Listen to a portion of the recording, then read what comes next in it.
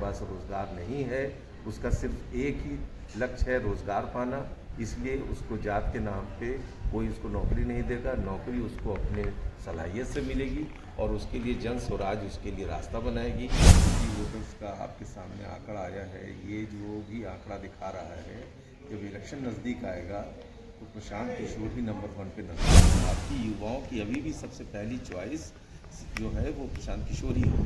बिहार की राजनीति में एक आंधी उठी है और वो आंधी अब एक सैलाब का रूप लेते हुए नजर आ रही है। नमस्कार, मैं हूं फलक सिंह और आप देखना शुरू कर चुके हैं आगाज एक्सप्रेस।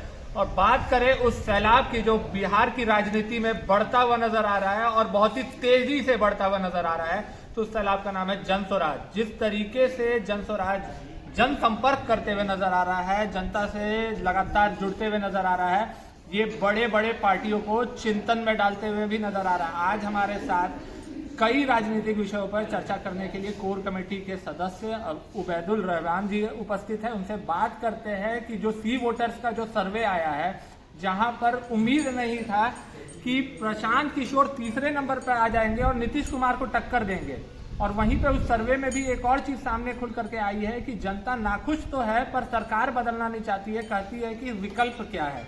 आइए सीधा जुड़ते हैं इनसे और जानते हैं। स्वागत है सर। शुक्रिया आकाश चैनल।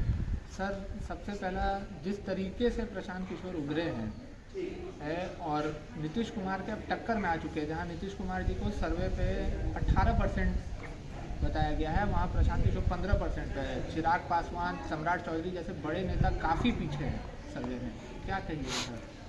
प्रशांत किशोर जी उभरे नहीं, प्रशांत किशोर जी तो उभरे हुए हैं। और रहा सवाल ये कि ये जो अभी सी वोटर्स का आपके सामने आंकड़ा आया है, ये जो भी आंकड़ा दिखा रहा है, जब इलेक्शन नज़दीक आएगा तो प्रशांत किशोर ही नंबर 1 पे नजर आएंगे। पर नंबर 1 सर दूर की बात है, नंबर 1 पे तेजस्वी जी 41% के साथ हैं। वो ठीक है, अभी चूँकि वो उप मुख्यमंत्री रह चुके हैं, अपोजिशन प्रिंसिपल अपोजिशन पार्टी है, इसलिए वो अभी 41% पर नज़र आ रहे हैं। लेकिन जब इलेक्शन नज़दीक आएगा तो प्रशांत जी ही सबसे पहले चॉइस होंगी। बिहार की युवाओं की अभी भी सबसे पहली चॉइस जो है वो प्रशांत किशोर ही है। पर सर, अगर प्रशांत किशोर जी को अगर हटा दिया जाए तो जन स्वराज में फिर कोई वैसा चेहरा नहीं नजर आ रहा है। प्रशांत किशोर, आनंद मिश्रा जी अगर हटा दिया जाए तो और कोई चेहरा क्यों नहीं निकल कर आ रहा है? जन स्वराज का मतलब पत्ते बचा करके चल रही है। नहीं, बहुत सारे लोग हैं, ज़रूरत पड़ेगी तो उनको सामने लाया जाएगा। अभी ज़रूरत नहीं है, हमारी पार्टी बनी हुई कितने दिन की, इतने कम समय में आप कम से कम हमसे बात कर रहे हैं, जन स्वराज को एक फोर्स मान रहे हैं। और जन स्वराज ने ये बात सिद्ध किया है इलेक्शन में कि वो एक फोर्स है, इसलिए कि जब वो इलेक्शन हुआ तो उसने 10% वोट लाए। तो 10% वोट जो हमारे आए वो कहाँ से आए? इसलिए कि हमें एक फोर्स मानते हैं, हम तो एक वैल्यू है हमारी, इसलिए दे रहे हैं। सर, जिस 10% वोट की आप बात कर रहे हैं, उसे ही विपक्ष साफ तौर पर कहा है कि ये वोट कटुआ पार्टी है, बीजेपी के बी विंग है, ये भी आरोप लगते हुए आ रहा है। देखिए, अपोजिशन पार्टी का काम है किसी पर इल्ज़ाम लगाना, वो इल्ज़ाम लगाएगी। अगर कोई टेंटेड होता है तो उसको टेंटेड बोल देती है, कोई स्कैमर होता है तो उसको स्कैमर बोल देती है, कुछ नहीं रहेगा तो बी टीम बोल देगी। तो वो बी टीम जिसको हमें बोल रही है, तो वो तो सरकार इन्हीं के साथ कुछ दिन पहले सरकार में रह चुकी है, नीतीश कुमार के साथ सरकार में रही है वो पार्टी, हमें कैसे बी टीम बोल देगी? वो तो ए टीम के साथ खुद बन गई थी।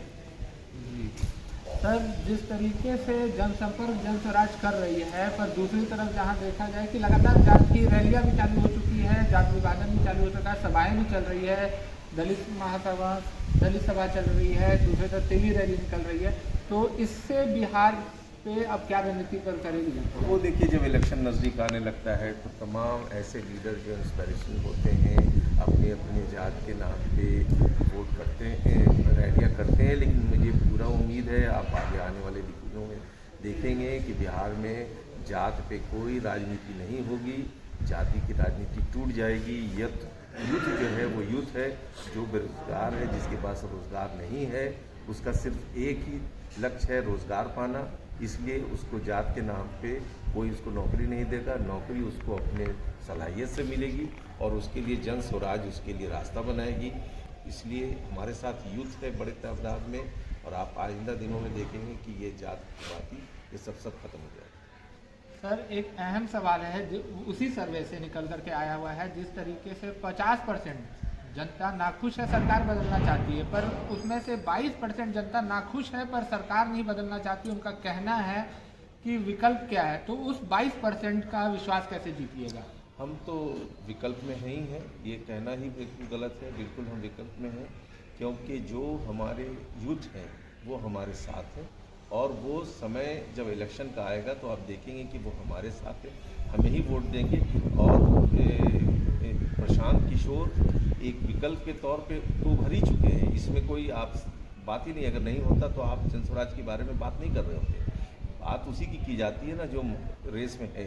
तो हम ऑलरेडी रेस में, इसलिए आप हमसे बात कर रहे हैं। इसलिए ये कहना कि वो 20% के जो लोग हैं वो हमारे साथ ही आएंगे, बल्कि 20 से ज़्यादा % के लोग जिनके सर्वे की बात करें वो सब जन स्वराज के साथ आएंगे। सर, जन स्वराज के साथ आएंगे तो साथ में जिस तरीके का जो अनाउंसमेंट किया गया था आप लोगों के द्वारा, ऐतिहासिक अनाउंसमेंट रहा था कि लोग जुड़ सकते हैं, आम आदमी भी प्रत्याशी बन सकता है, किस तरीके का रिस्पांस निकल कर आ रहा है? जहां पर प्रशांत किशोर ने एक बार साफ किया था कि 12,000 फॉर्म जमा हो चुके हैं अभी तक, अब कैसा परिस्थिति है सर? नहीं, फॉर्म भरने का तो सिलसिला जारी है, बहुत बड़ी तादाद में लोग आ रहे हैं और फॉर्म भर रहे हैं। ये सिलसिला तो चल ही रहा है। यही बताता है कि लोगों कितना ज़्यादा लोगों में एक्साइटमेंट है कि एक ऐसी पार्टी में जुड़ना है, तो ज़्यादा से ज़्यादा हमारे साथ कैंडिडेट बनने के लिए आ रहे हैं, और वो सिलसिला जारी है। फिर आपको डेटा दिया जाएगा और कितने लोग आए।